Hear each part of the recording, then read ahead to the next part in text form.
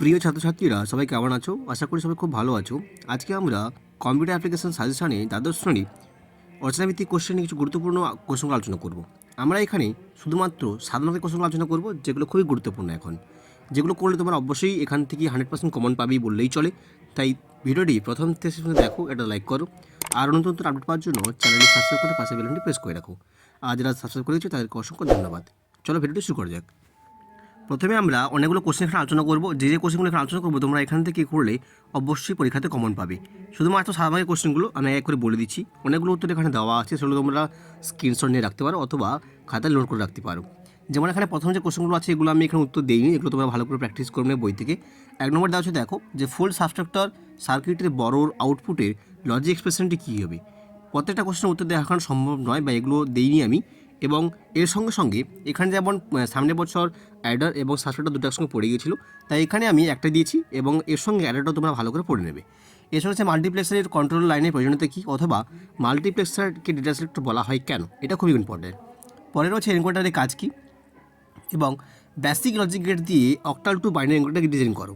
Eder এবং সাবস্ট্রাক্টরের সঙ্গে সঙ্গে এখন এনকোডারটা খুবই গুরুত্বপূর্ণ এই বছরের জন্য, তাই এই তিনটে তোমরা ভালো করে পড়ে নেবে। পরে হচ্ছে বেসিক লজিক গেট ব্যবহার করে 1x8 ডিমাল্টিপ্লেক্সার লজিক সার্কিটটা অঙ্কন করতে হবে। এই ছিল ফার্স্ট চ্যাপ্টার থেকে দিয়ে দিয়েছি। এবার হচ্ছে এসটিএমএল যে কোশ্চেনটা এখানে খুবই গুরুত্বপূর্ণ, যেটা প্রায় পরে বললেই চলে। যেমন যেটা দেওয়া আছে দেখো এখানে যে কোশ্চেনগুলো আসতে পারে। এসটিএমএল কোড দিয়ে সাহায্যে ওয়েবসাইটটি তৈরি করো, যেখানে ব্যাকগ্রাউন্ড কালার হবে ইয়েলো, পেজের টাইটেল হবে মাই স্কুল এবং পেজের মাঝখানে তোমার স্কুলে যেমন লোগোটার যে ফাইল হিসেবে দেখা যাবে সেটা তোমাকে দেখাতে হবে এবং তোমার নাম ডান দিক থেকে বাঁ দিকে স্ক্রল করবে, এটাই। এর উত্তর আমি এখানে দিয়ে রেখেছি, তোমরা এটাকে ভালো করে নোট করে নিতে পারো অথবা স্ক্রিনশট নিয়ে রাখতে পারো ফোনে। এবং কোনো রকম সমস্যা যদি হয় তোমরা এখান থেকে আমাকে কমেন্ট করে জানাতে পারো, আমি তোমাদের সমস্যা সমাধান করে দেবো। পরে দেওয়া আছে দেখো একটা স্কিল আমি দিয়েছি। এই স্কিলটা সাধারণত পড়ে না বলেছ, তাও আমি দিয়েছি, কারণ এই যে পরীক্ষাটা হচ্ছে সামনে বছর পর 2 বছর পরীক্ষা হয়নি, তাই জন্য এখন কোশ্চেনের কমন নেওয়াটা এখন খুবই গুরুত্বপূর্ণ হয়ে গেছে এবং খুবই কঠিনত্ব হয়ে গেছে। তাই এই কোশ্চেনটার উত্তর দেওয়া আছে বইয়ে, হলেও আমি এখানে দিয়েছি। কী দেওয়া আছে দেখো, দুটো টেবিল এখানে দেওয়া আছে, সেই টেবিল থেকে কোয়ারিগুলো করতে হবে। যে সকল কাস্টমারদের কলকাতা অথবা দিল্লিতে থাকেন এবং যাদের ব্যালেন্স 10,000 বেশি তাদের রেকর্ডগুলো দেখাতে হবে, এবং যে সকল কাস্টমারদের নাম KS সাবস্ট্রিং আছে তাদের নাম এবং সিটি দেখাতে হবে।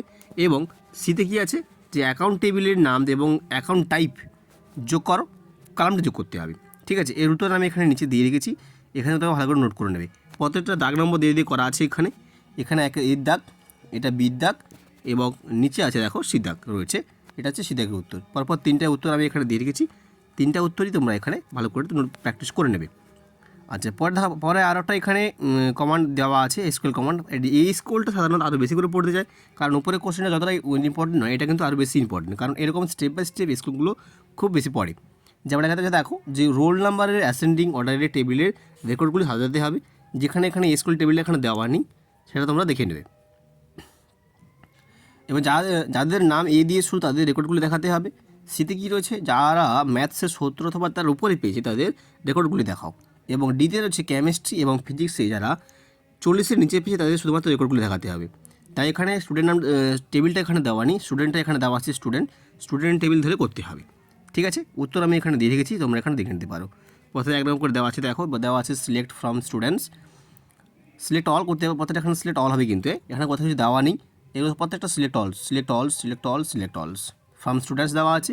Order by roll number, where name, like statement, এখানে হোয়ার স্টেটমেন্ট এবং এখানে হচ্ছে ফিজিক্স কেমিস্ট্রি রয়েছে। ঠিক আছে, আচ্ছা এবারে আমরা চলে যাবো এক্সেল থেকে যে কোশ্চেনগুলো আসবে। আমার প্রত্যেকটা থেকে আমি কোশ্চেন দিয়েছি এখানে, তোমরা সেখান থেকে এগুলো করলে অবশ্যই তোমরা পাবে।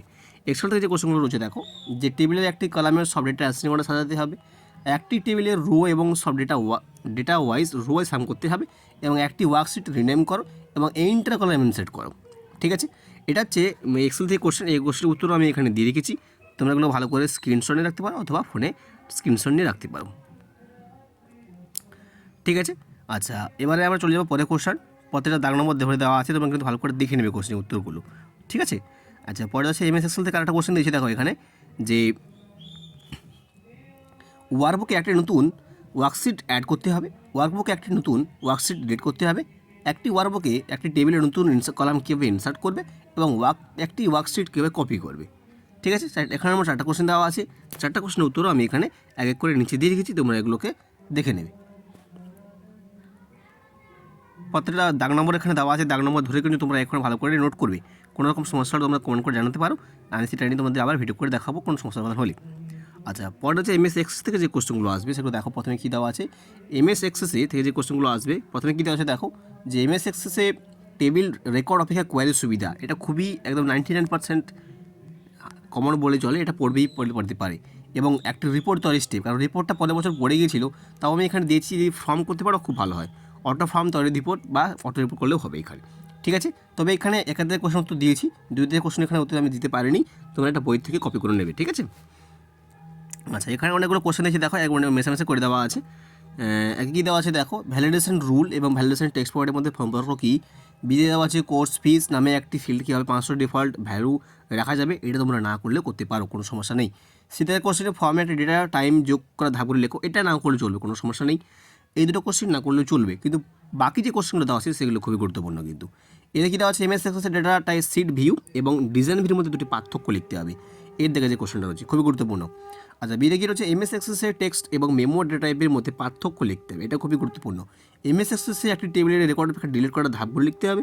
এমএস এক্সেসে একটি রিপোর্ট তৈরি করার স্টেপগুলি লেখো, এবং এমএস এক্সেসে লকআপ উইজার্ডের কাজ কী, এই ছিল কোশ্চেন। এছাড়া বাকি যে কোশ্চেনগুলো আছে আমি এক করে তোমাদের বলেছি, সেগুলো লিখে নাও। 1 নম্বর কোশ্চেন যেটা বললাম, ফিল্ড প্রপার্টির কাজ কী, এমএস এক্সেসে ফিল্ড প্রপার্টির কাজ কী, টেক্সট এবং মেমো ডেটা টাইপের মধ্যে পার্থক্য, ঠিক আছে। এই কোশ্চেনগুলো এবং সেল রেফারেন্স থেকে যে কোশ্চেনগুলো আসবে এমএস এক্সেল থেকে সেল রেফারেন্স থেকে অ্যাবসলিউট সেল রেফারেন্স এবং মিক্সড সেল রেফারেন্সের মধ্যে পার্থক্য, এই যে কোশ্চেনগুলো ছিল এই কোশ্চেন খুবই গুরুত্বপূর্ণ। এই কোশ্চেনগুলো তোমরা ভালো করে পড়বে, ঠিক আছে। কোনো রকম সমস্যা হলে কমেন্ট করে জানতে পারো, কারণ তোমাদের পরীক্ষা খুব সামনে রয়েছে। কোনো রকম সমস্যা হলে কমেন্ট করে জানাও, এবং আরও নতুন নতুন আপডেট পাওয়ার জন্য চ্যানেলে সাবস্ক্রাইব করে পাশে বেলটি প্রেস করে রাখো। ভালো থাকবে, দেখাচ্ছে পরের ভিডিওতে।